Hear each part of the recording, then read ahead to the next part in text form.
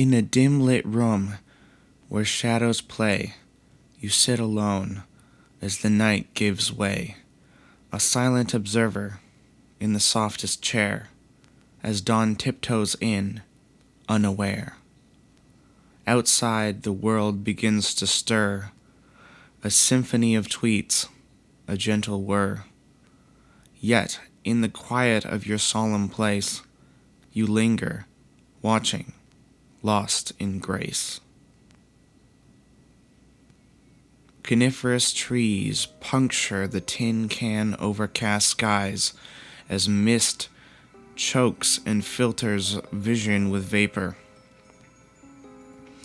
The small town sits on the edge of a turbulent ocean, sparse residents marking a once bustling place. Down a lonesome road cutting through gnarled pines and wicked blackberry bushes, atop a hill, a white stucco building for low-income housing stands, racked with neglect. A 1957 Chevy Bel Air nears, its gurgling engine slowing as it rolls in. It silences its small block several yards away from an old green dumpster with plastic tops and a graffiti sign that reads M+B.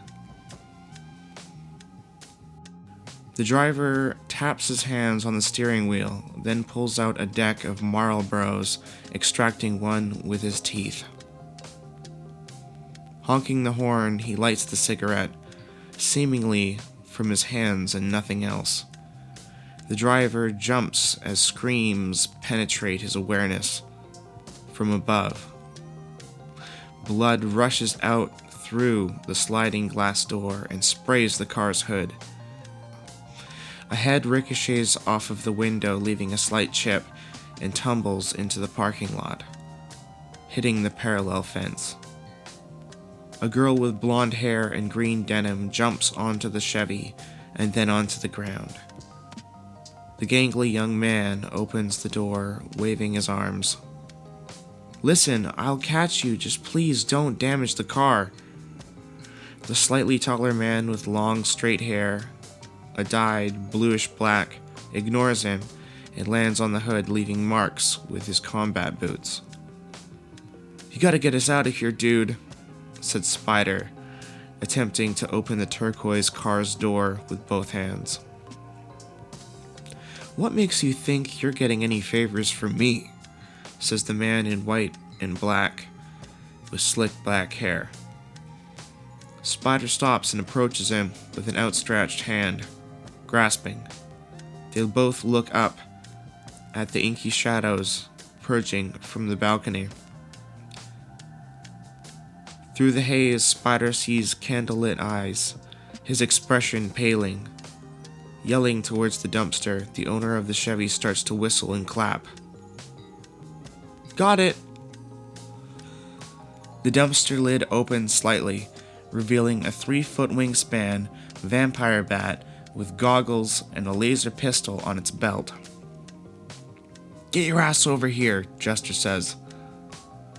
Yeah, it's all good, Jester. Don't have a cow."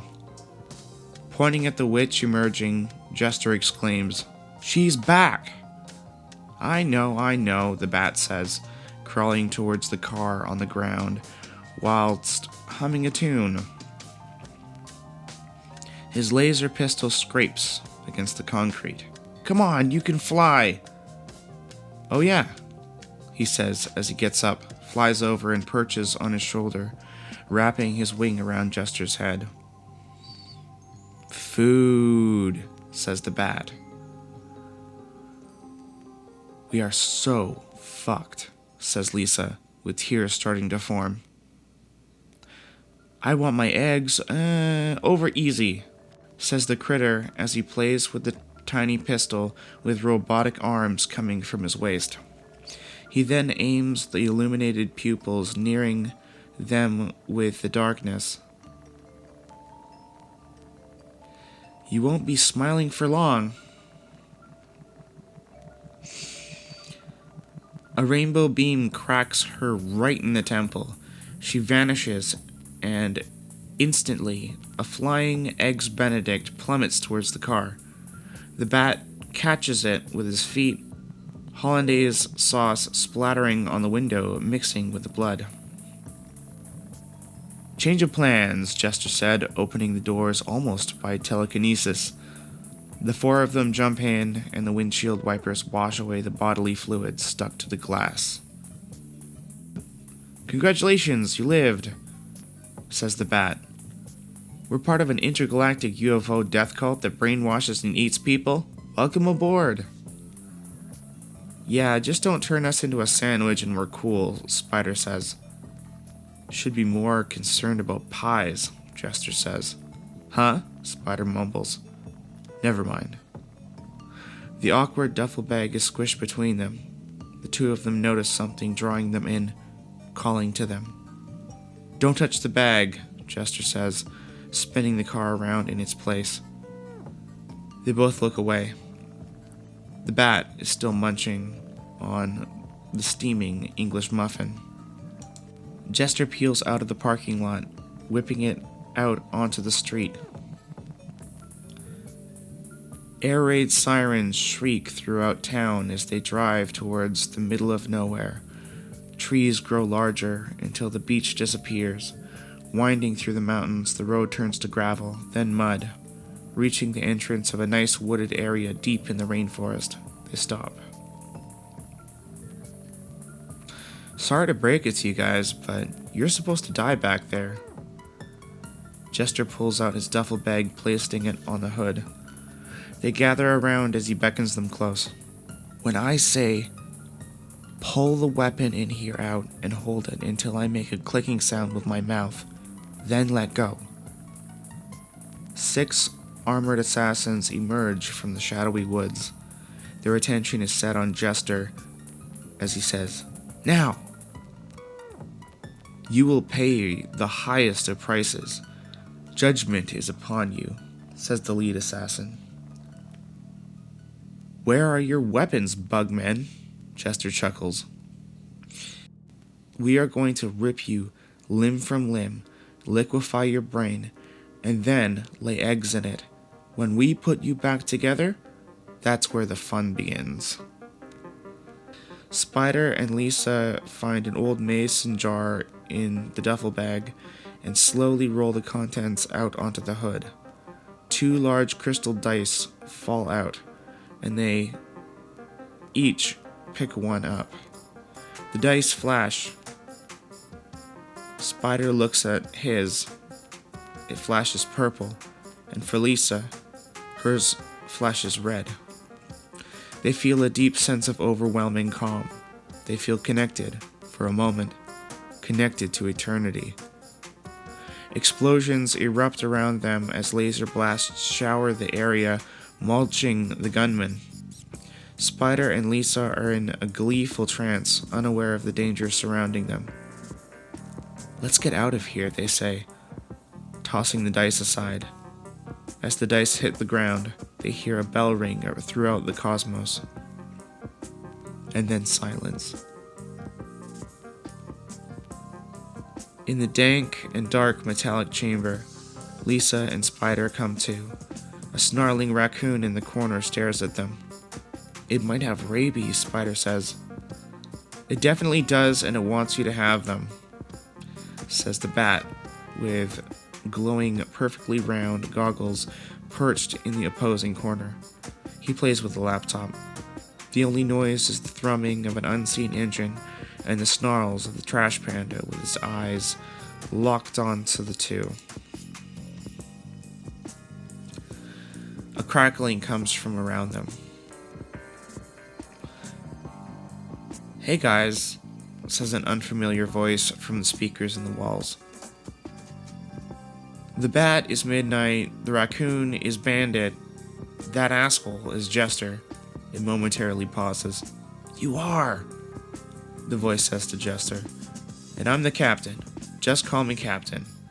Danny and Lisa notice the similarity between the raccoon's face and the flags and stickers strewn about the place. "So here's the deal. We gotta deliver those dice to Mars. The only problem is, there's no way to deliver them. Not true, says Bandit in low, feminine grumble. The room adorned in hues of gray, you unmoved in the dawn's ballet. The sun creeps in with a golden glow, yet on the couch you choose to go slow. Birdsong weaves through the morning air, a melody inviting you to care. But you, a figure in the shadows deep, continue watching, a secret to keep.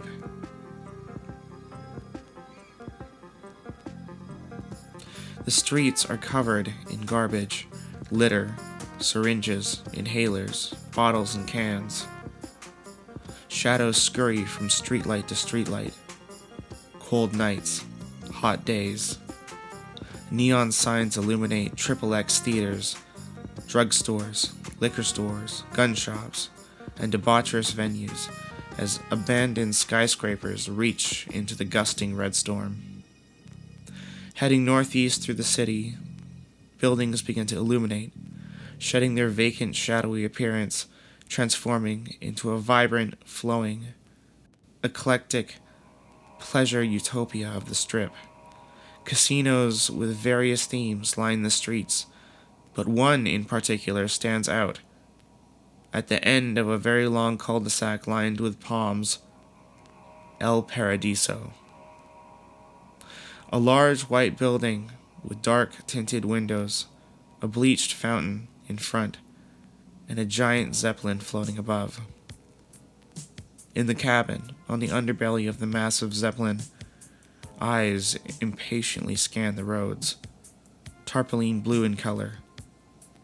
Mahogany, lush carpets, exotic animal furs, old leather-bound books, ferns and tropical trees evoke the spirit of the jungle within the cabin. At the large bay window overlooking the Strip, a man in a pinstripe suit with brick-red skin paces back and forth. He checks the roads once more before heading to a fridge disguised as a bookcase. He pulls out a jug, pouring a shot of ectoplasmic green liquor. If one looks closely, faces emerge within the liquids. He places it on the ground as a three-headed chihuahua laps up the fluid, its fur glowing a darker red. The man inhales the entire jugs, burps loudly, scares the dog, and grabs a large green cigar from his mahogany desk. Puffing on the cigar, he stares at the CRT monitor on his desk, which blinks to life. The turquoise Chevrolet on a different planet appears as hornet-like assassins approach them. He spits on the ground, the spit tinged by green drink, and turns off the monitor. If that damned AI doesn't reboot faster, I'm ordering a new one. Placing his hand on the side of his head, a telecommunicator appears as a hologram. Ladies and gentlemen, our proud patrons, you all mean so very much to us here at the casino, but I regret to inform you that we are closing early today. If you have difficulty leaving the establishment before my associates start firing at you, I hope you do come back. And soon, because if you don't, I will personally find you and pull the life out of you. Thank you.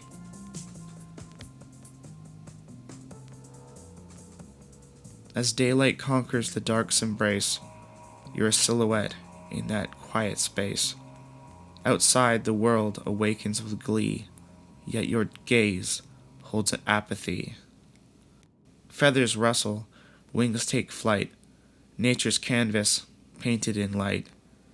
But in your haven, a somber trance, you watch, unmoved, in a silent dance. Spider and Lisa sit cross-legged around a short table in the center of the room, eating bowls of instant ramen. Spider taps away on the table with his chopsticks in sort of a drum roll. He then stops. I don't actually remember the last time I heard a metal song, he says. If you wanted music, you should have asked, Bandit says, pulling out a tiny set of CDJs. The music begins to play. It's not metal, but has a dark edge to it that Spider nods his head to. He begins echoing chopped up jazz breaks.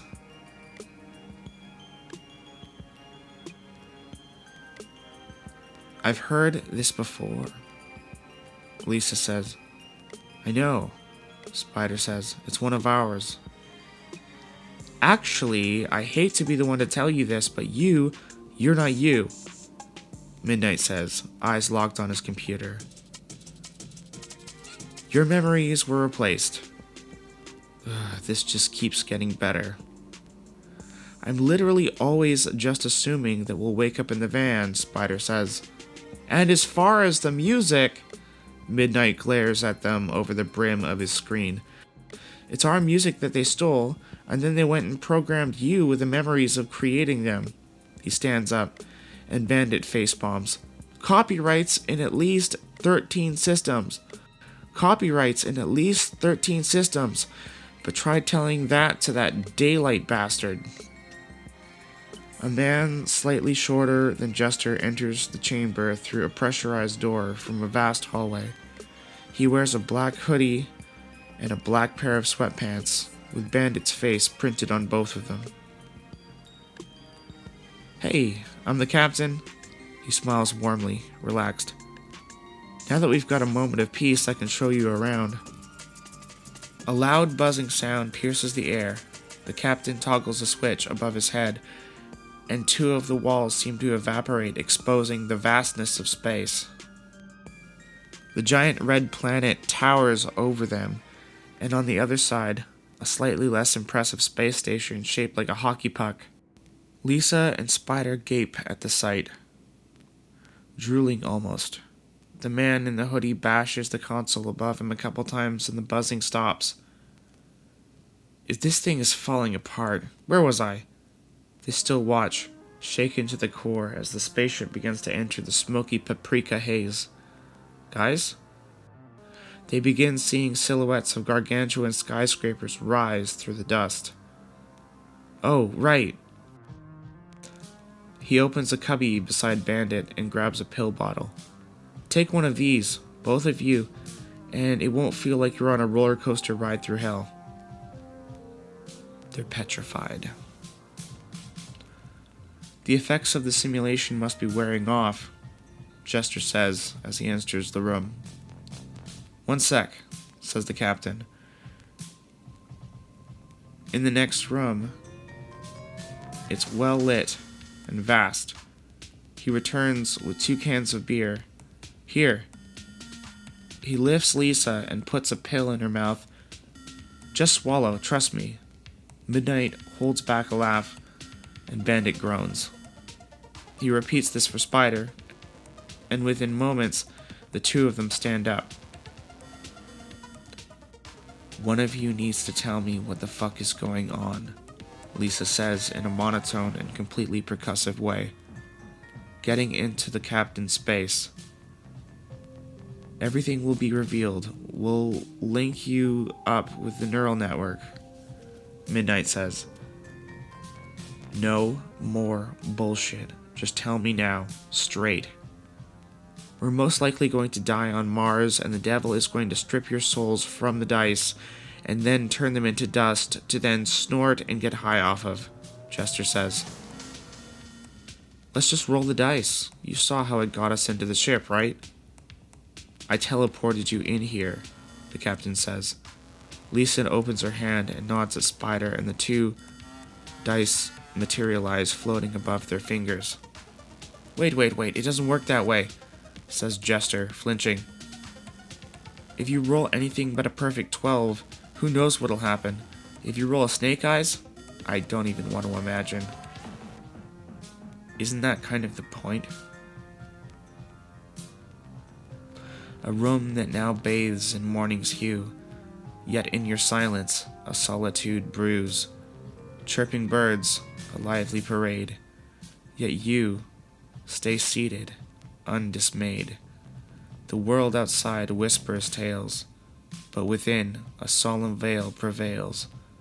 Your eyes unyielding, don't betray, a watcher in the break of day. The the electric Noir.